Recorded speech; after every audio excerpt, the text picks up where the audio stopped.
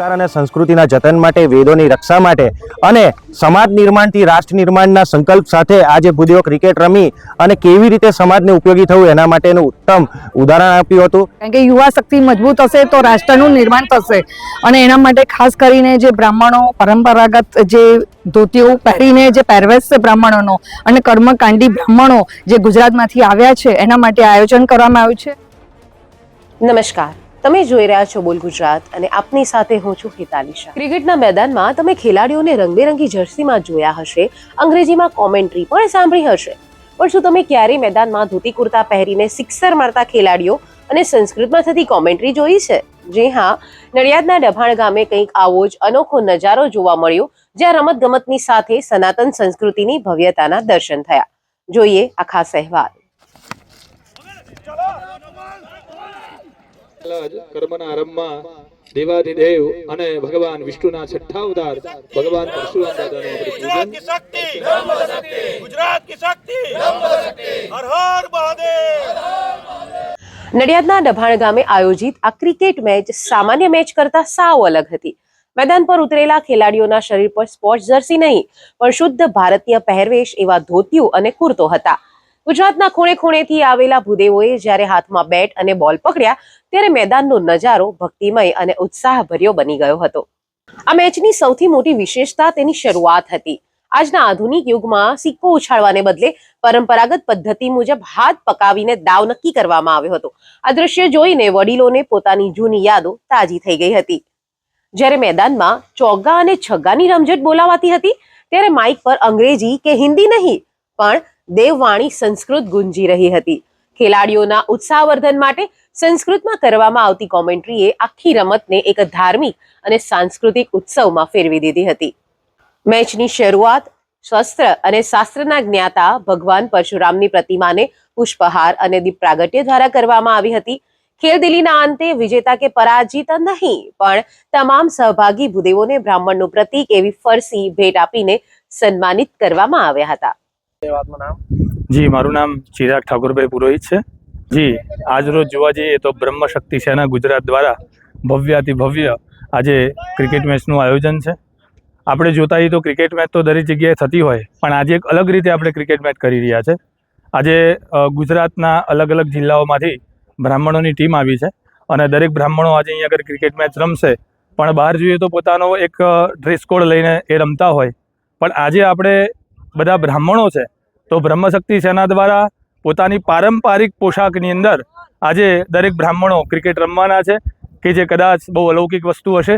આજે બધા જ બ્રાહ્મણો આપ જોઈ રહ્યા છો કે ધોતી અને ઉપર કુર્તો ખેસ પહેરીને ભસ્મનું ત્રિપુંડ કરી અને આજે મેદાને આવ્યા છે અને આજે પરશુરામ દાદાની સાક્ષી આજે બધા ભેગા થઈ અને ક્રિકેટ મેચ રમવાના છે.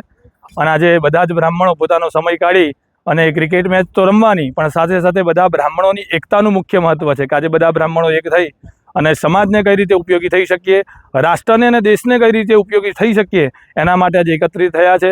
અને ભારતીય પરંપરાની અંદર આજે ક્રિકેટ મેચ રમીએ છીએ કે જે અત્યારે વિસરાઈ રહ્યું છે. તો આજે એ સંસ્કૃતિને પણ યાદ કરીશું.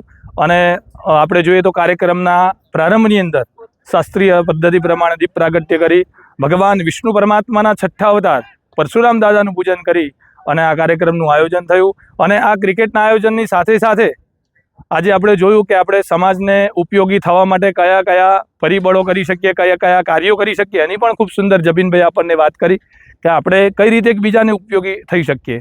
એટલા માટે શાસ્ત્રમાં કીધું છે કે સ્મસ્મય સ્વલ્પમ સમાજાય સર્વસ્વમ.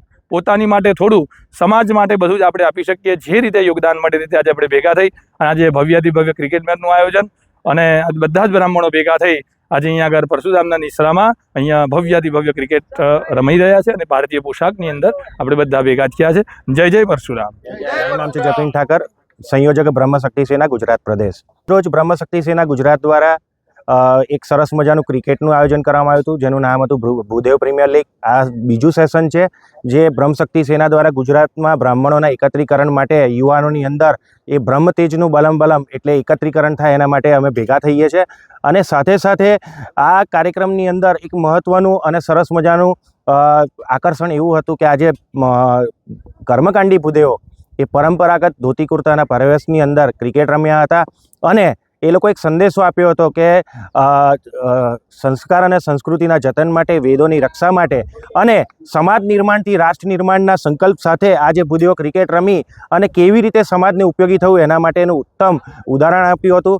EWS જેમ કે આર્થિક રીતે નબળા પ્રમાણપત્ર બ્રાહ્મણોને એનો લાભ મળે એના માટે પણ આજે એક વિચાર આપવામાં આવ્યો હતો. સાથે સાથે બિન અનામત જે નિગમની અંદર કેટલી પણ એવી લોન યોજનાઓ છે જે ભૂદેવોને કામ લાગી શકે એના માટે જાણકારી આપવામાં આવી હતી. અને અમારા પ્રદેશ મહિલાના અગ્રણી એવા દીક્ષિતાબેન દ્વારા પણ મહિલાઓને અનુરોધ કરવામાં આવ્યો હતો કે સમાજની દરેક મહિલાઓએ એ આત્મનિર્ભર થવું જોઈએ અને એના માટે પણ આગામી દિવસોની અંદર આત્મનિર્ભર માટેના મહિલા સશક્તિકરણના કેમ્પ બ્રહ્મશક્તિ સેના દ્વારા યોજવામાં આવશે. એ સાથે આજે સરસ મજાનો એકતાના અલૌકિક દર્શન થયા. એ સાથે હર હર મહાદેવ, જય જય પરશુરામ. હું દીક્ષિતા દવે, બ્રહ્મશક્તિ સેના પ્રદેશ મંત્રી.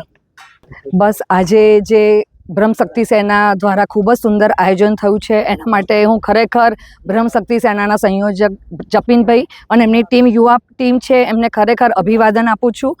અને આજે જે અહીંયા બ્રહ્મ સમાજની અંદર જે યુનિટી દેખાવા મળી છે એ ખરેખર અભિવાદનને પાત્ર છે. આજે બ્રહ્મ સમાજ જે સંગઠિત થઈ રહ્યું છે અને ખાસ કરીને યુવા સમાજ એના માટે આ ક્રિકેટનું આયોજન કરી રહ્યું છે, કારણ કે યુવા શક્તિ મજબૂત હશે તો રાષ્ટ્રનું નિર્માણ થશે. અને એના માટે ખાસ કરીને જે બ્રાહ્મણો પરંપરાગત જે ધોતીઓ પહેરીને જે પહેરવેશ છે બ્રાહ્મણોનો અને કર્મકાંડી બ્રાહ્મણો જે ગુજરાતમાંથી આવ્યા છે એના માટે આયોજન કરવામાં આવ્યું છે. એના માટે હું ખરેખર ટીમને અભિવાદન આપું છું અને આગામી સમયોમાં પણ મહિલાઓ માટે સશક્તિકરણના પ્રોગ્રામ અને મહિલાઓ આગળ આવે, આત્મનિર્ભર બને અને આવી જ સમાજને સેવા આપે એના માટે હું આગામી સમયમાં હું જાહેર કરીશ. બસ એ જ અભ્યર્થના. હર હર મહાદેવ. રમતગમતના માધ્યમથી નવી પેઢીને પોતાની સંસ્કૃતિ અને પરંપરા સાથે જોડી રાખવાનો ડભાણ ગામમાં થયેલો આ પ્રયાસ ખરેખર પ્રશંસનીય છે. આ મેચ માત્ર રન બનાવવા માટે નહીં પણ પરંપરાને જીવંત રાખવા માટે રમાઈ હોય તેમ લાગી રહ્યું છે. આપને અમારો આ અહેવાલ કેવો લાગ્યો તે ચોક્કસથી કમેન્ટ્સ કરીને જણાવશો. સાથે જ આપણી ચેનલ બોલ ગુજરાતને લાઇક, શેર અને સબસ્ક્રાઇબ કરવાનું ભૂલશો નહીં. આભાર.